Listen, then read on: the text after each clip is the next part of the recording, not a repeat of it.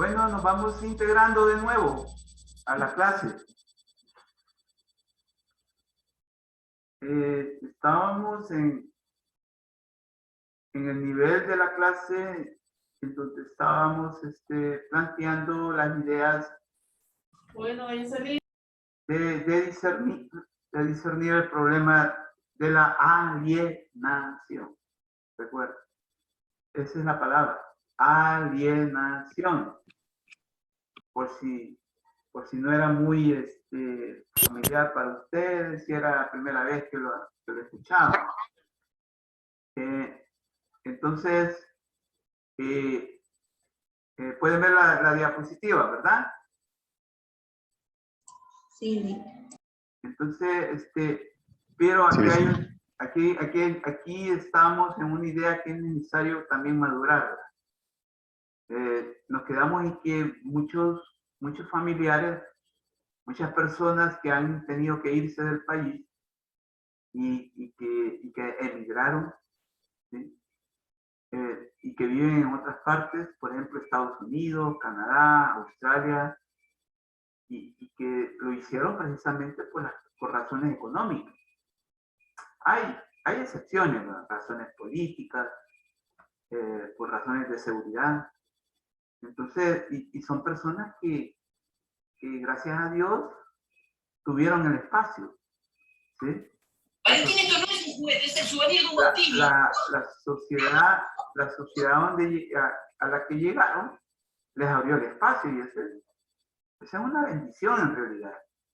Entonces, echaron raíces, algunos fundaron sus familias allá, tienen hijos, tienen arraigos muy fuertes ya en esas partes. Y hablan con propiedad, ¿sí? Hablan con propiedad sobre allá, ¿sí? Otros se fueron porque tenían compromisos muy fuertes, familiares. ¿Sí? Eso puede suceder también, que solo yéndose, mire, eso en realidad es un problema de fondo el que tiene el país. Porque somos un país que expulsa a su gente.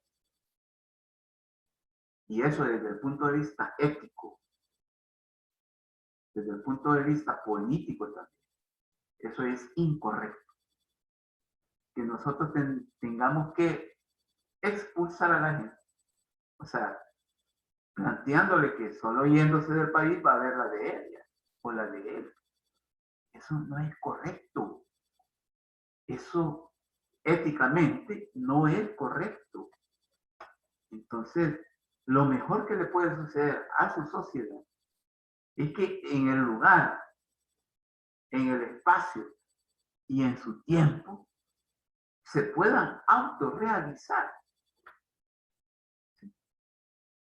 Y entonces, pero cuando, yo no sé si el martes le dije, mire, hoy se fueron 500 salvadoreños de El Salvador. Hay personas que tienen mucho conocimiento del problema migratorio salvadoreño. Son personas que todo seguido hacen análisis, dicen que en El Salvador se van 500 personas. ¿Sí? Ojo, y eso es grave. Entonces, vean, pues, y si hay testimonio, bueno, sería que también lo dijeran acá, ¿verdad? Yo, por ejemplo, les conté el testimonio de mis hermanos. Prosperaron, gracias a Dios. Pero ya cuando vienen aquí, como, pues sí, tienen a los hermanos que se quedaron aquí, entre ellos yo, ¿no? Y hablan, dicen, mira, hablan de la diferencia, ¿sí? Y ya cuando se refieren al país, a El Salvador, ya no encajan. ya no encajan, pues ya. Y entonces dicen, mira, yo, fíjense lo que me dijo una vez mi hermano, mira, que yo desde que llegué a los Estados Unidos, nunca he visto que falte el agua. Así me dijo. Donde yo he vivido, nunca. Y miren aquí.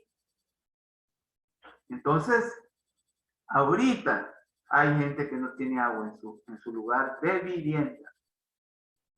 Entonces, ellos disciernen también, ¿verdad? Entonces, pero es una pena, por no decir, es una vergüenza que la sociedad salvadoreña tenga que expulsar a los mejores hijos e hijas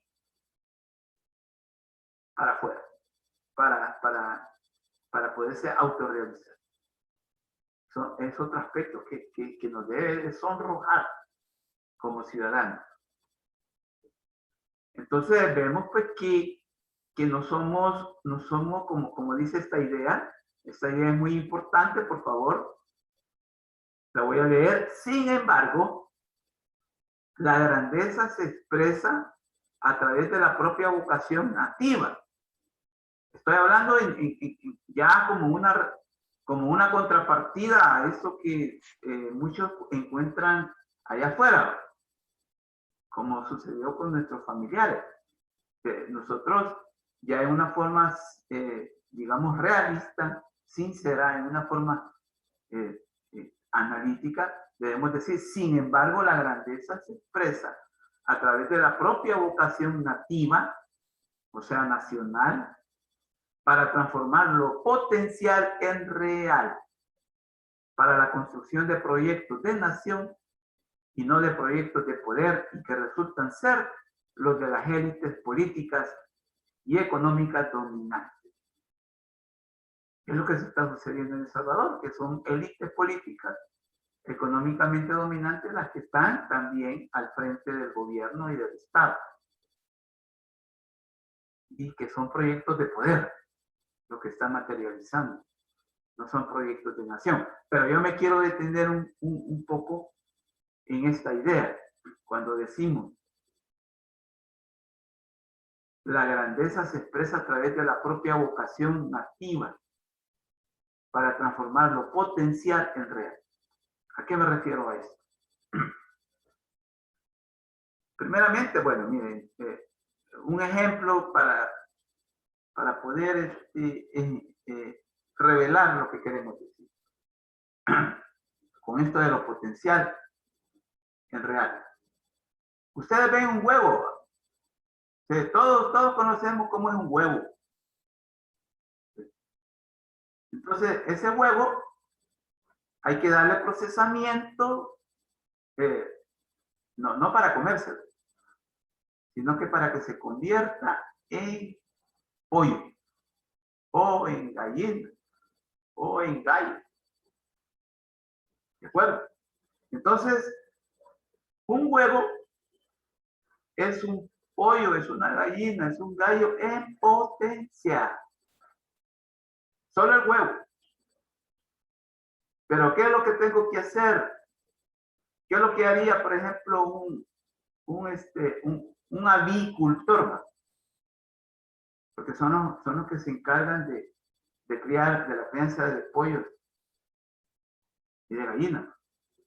Entonces lo meten en un proceso de incubación para que se convierta el día de mañana o en un determinado tiempo en un pollo.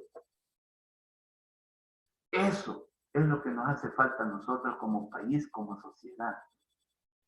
Aquí hay mucho potencial intelectual, científico, económico, político, que lo desperdiciamos.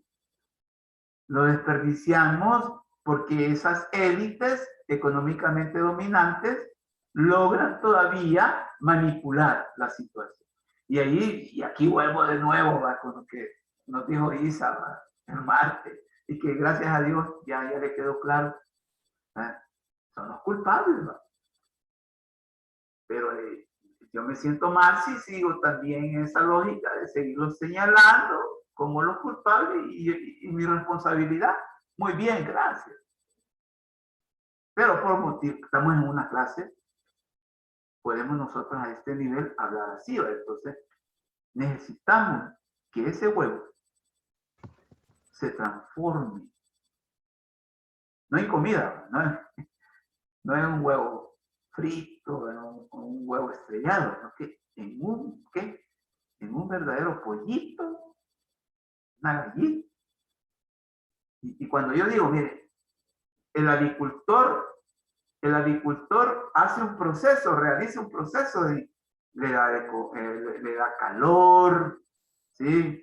Tengo entendido que le da calor, lo está cuidando, le da aire, ¿sí? Le da ventilación a ese huevo, ¿sí?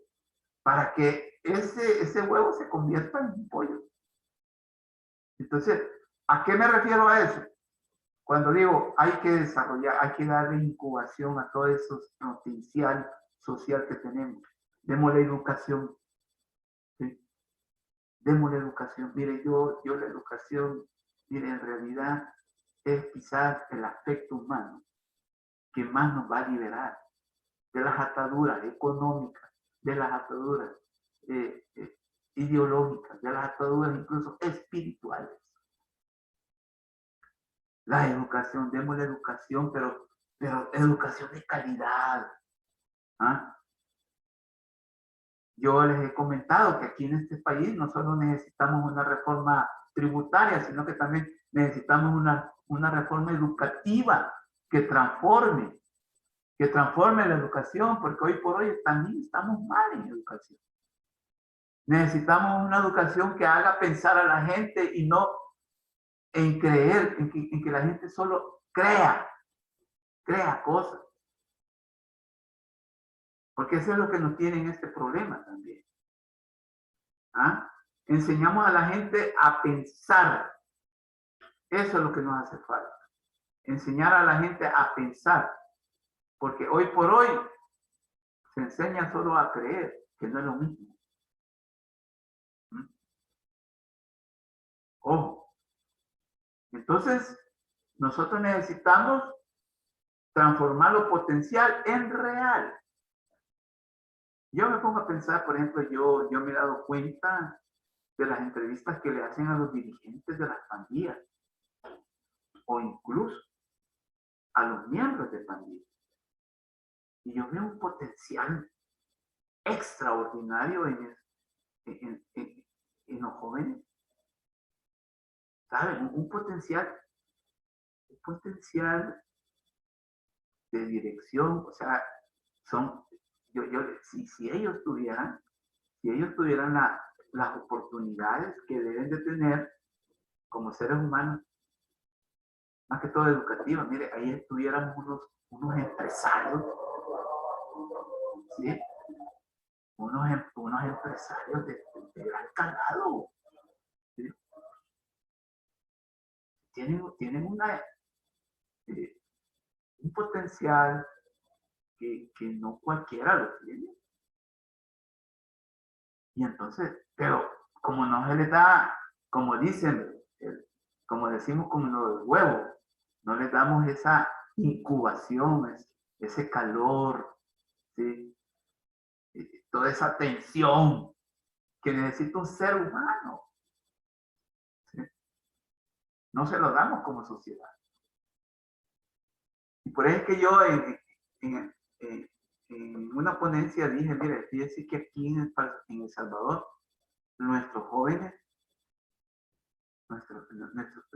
los y las jóvenes necesitan de nosotros apoyo y respeto. Y respeto. Apoyo y respeto son como dos variables básicas para empezar a romper con este círculo vicioso de la violencia.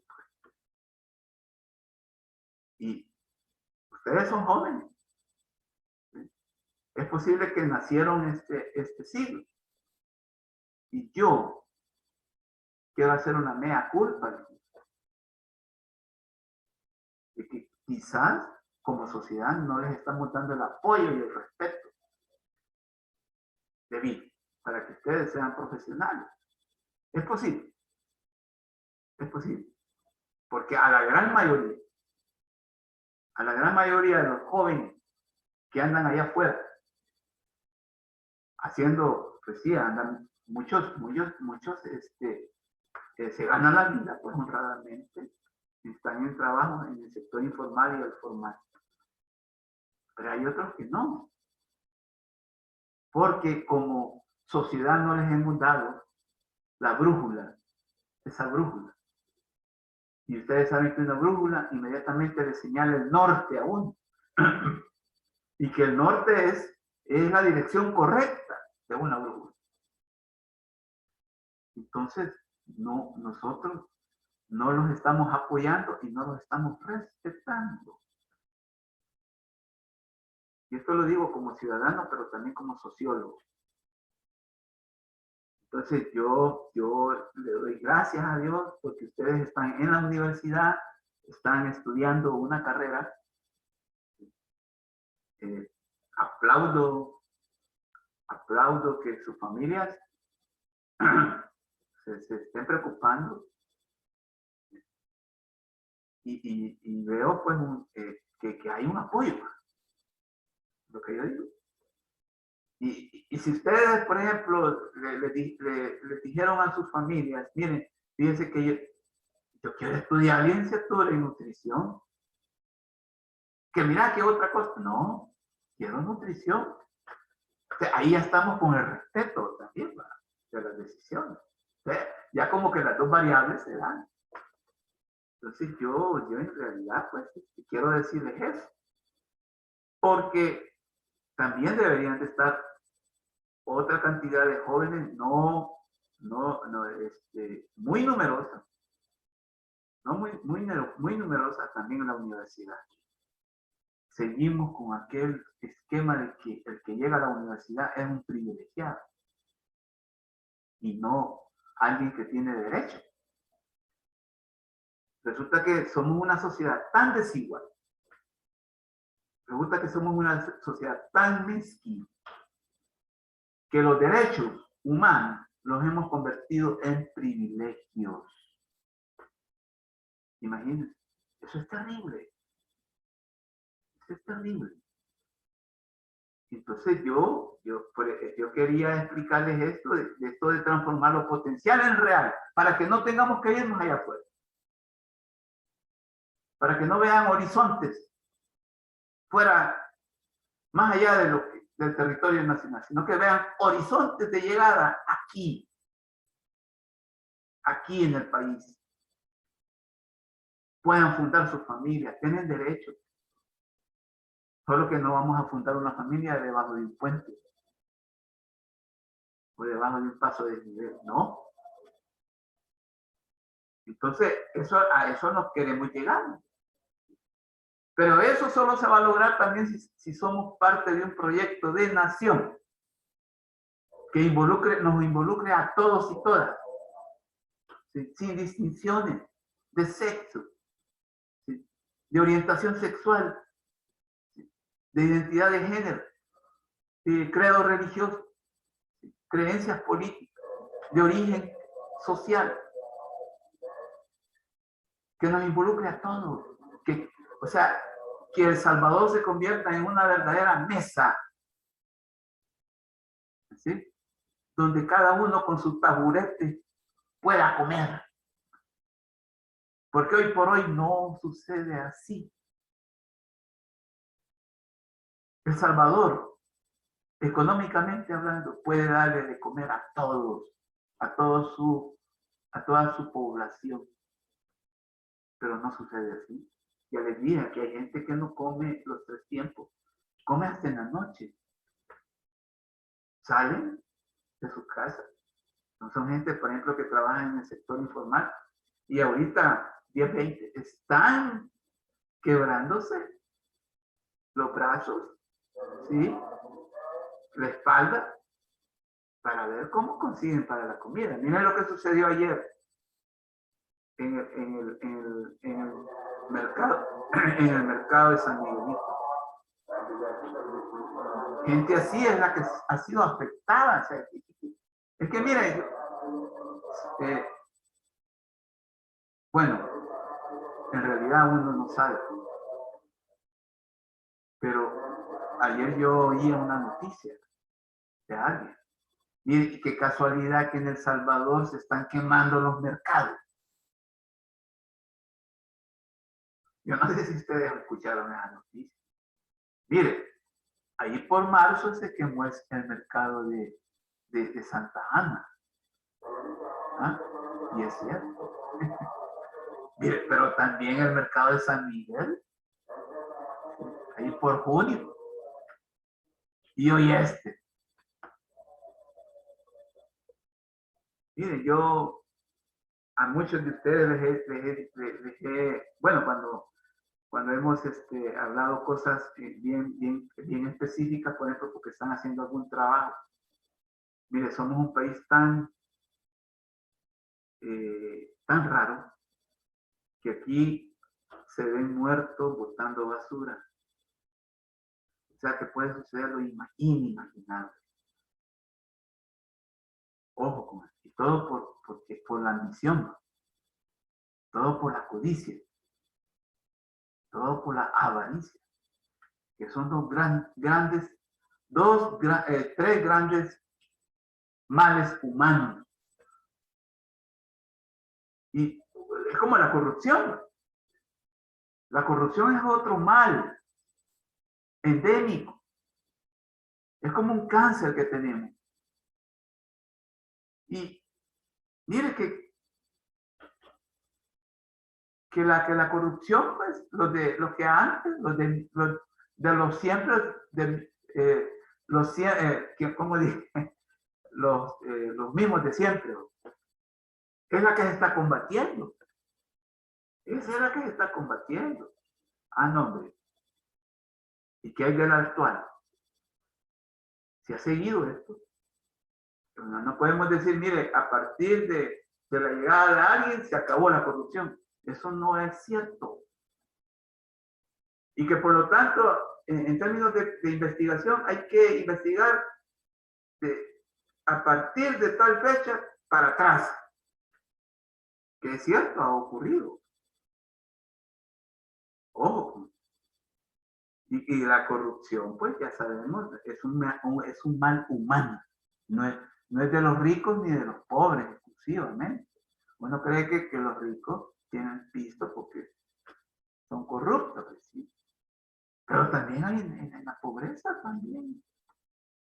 Entonces, la corrupción es un mal humano, es un problema humano, es de ricos y de los pobres, es de los de izquierda y de los de derecha.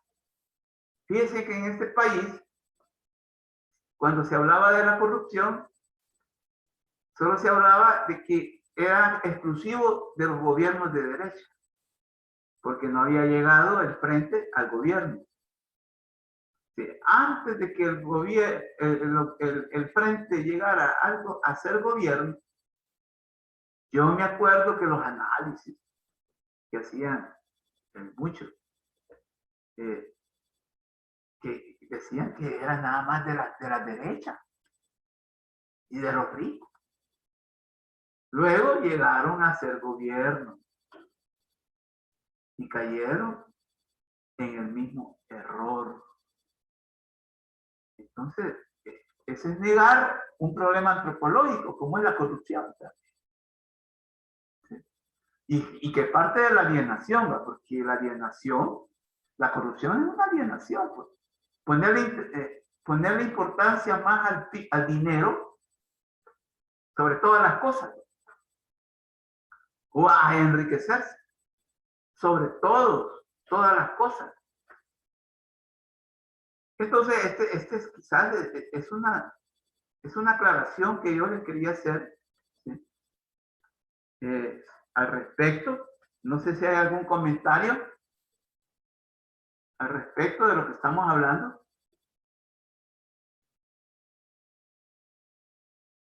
¿No lo hay? Bueno. Entonces,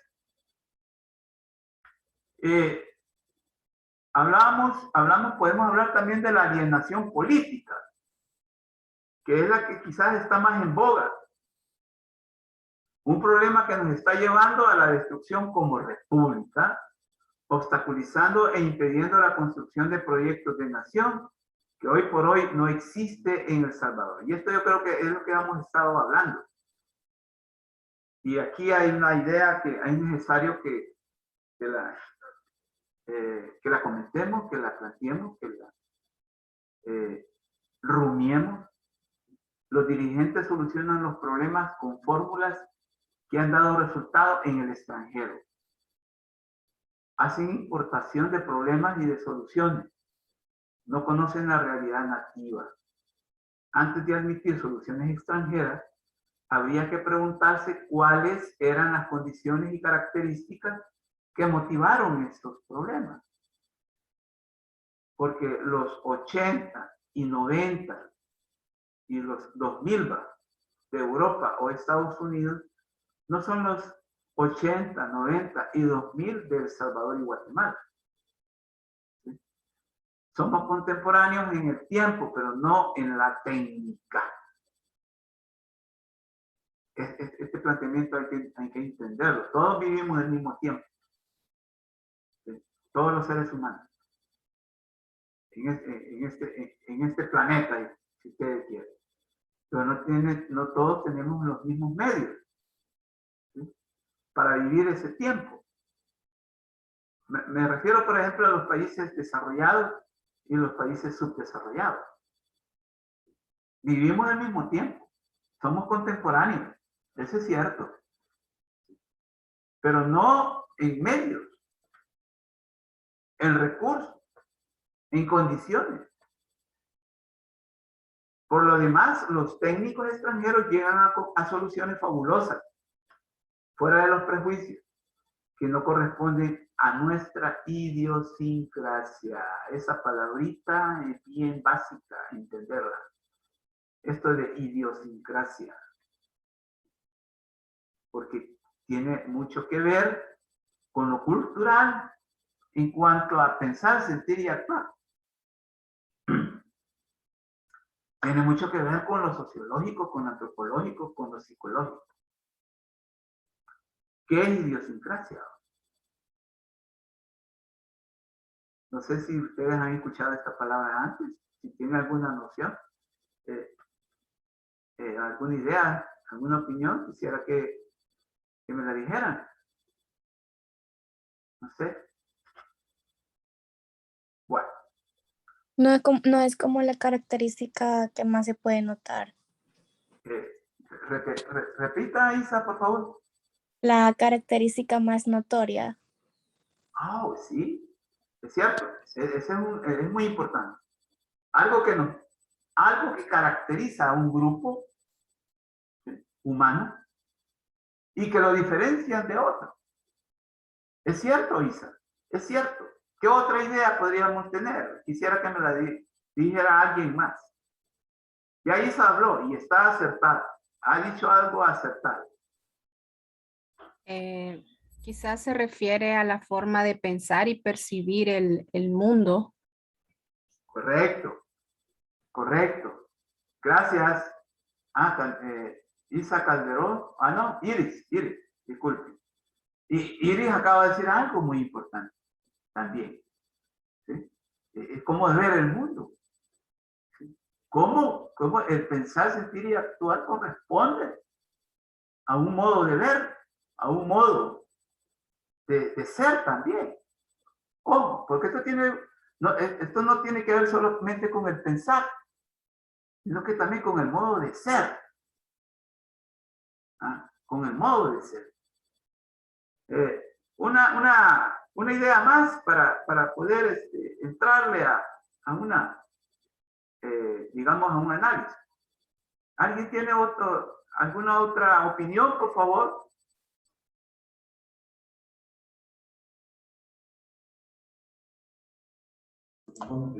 También creo que también podría ser que cómo nos distingue con la cultura de otro país, como por ejemplo nosotros aquí en El Salvador no somos iguales a los de Guatemala o a los de México y así. Ok. De nuevo, caemos en algo que nos caracteriza, que nos diferencia. Fíjense que acaba de decir la compañera, mire, que nosotros no somos iguales a los guatemaltecos, por lo tanto también a los hondureños, ¿es cierto? Y vivimos juntos. ¿Sí? O sea que pareciera de que de que podríamos tener, pues, similitudes. En verdad las tenemos. ¿Sí? Es que mire, lo humano no puede, si algo tenemos que reconocer en lo humano, que las realidades no son negro ni blanco. Ojo, no son negros ni blancos. Las realidades humanas no son así. No son esto, una mezcla o una sustancia y esta otra sustancia. No puede ser así en lo humano. Como en química. Ustedes llevan química o en biología. Por ejemplo, un hijo de un tigre, ¿cómo tiene que ser? Rayado. El hijo de un tigre. Porque si no es rayado, es otro problema. Entonces, miren, agradezco las opiniones porque le han atinado. Le han, han acertado en el término idiosincrasia. ¿Sí? Idiosincrasia. Yo voy a retomar lo que dijo la compañera, la primera compañera, dijo que los caracteriza. Algo que caracteriza a un grupo humano de los demás y que se manifiesta subjetiva y objetivamente, material o espiritualmente. Esa es la idiosincrasia, creo que fue Isa, es cierto. Luego vino la compañera, la otra compañera, también en un modo de ver, un modo de pensar del mundo.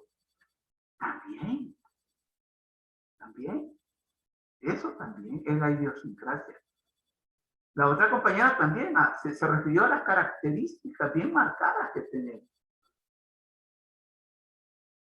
Mire, y esto la idiosincrasia se refiere a cosas negativas incluso, pero también positivas. Como repito, no podemos ser ni solo lo bueno ni solo lo malo. Lo humano así es. Un ejemplo, miren, fíjense que una vez había venido mi hermano de los Estados Unidos. Me dice, fíjate que allá en los Estados Unidos, al que ven orinando en la calle, orinando. Bueno, en primer lugar lo sancionan. Y en segundo lugar, que resulta ser salvadoreño.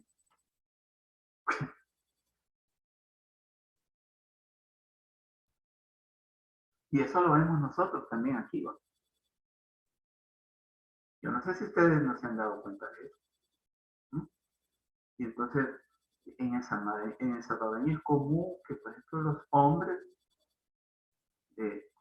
y eso también puede ser como un referente o un medidor de cuánto de educación tenemos. ¿Sí?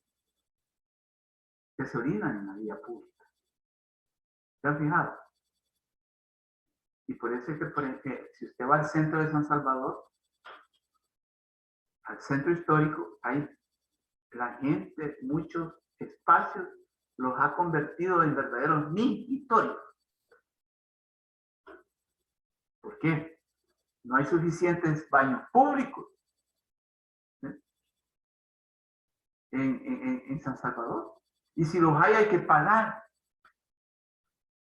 Increíble. En otras sociedades los baños públicos uno no paga.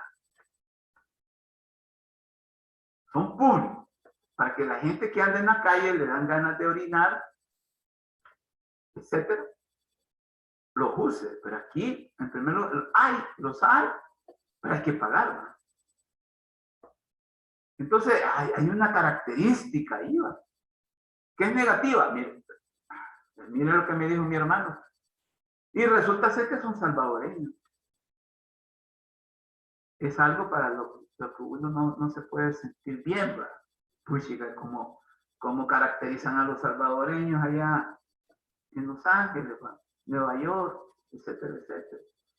Lo que le quiero decir es que este término no solo se refiere a las bondades, a las virtudes, ¿sí?, que pueda tener un grupo humano en su vivir y convivir. A eso quiero llegar.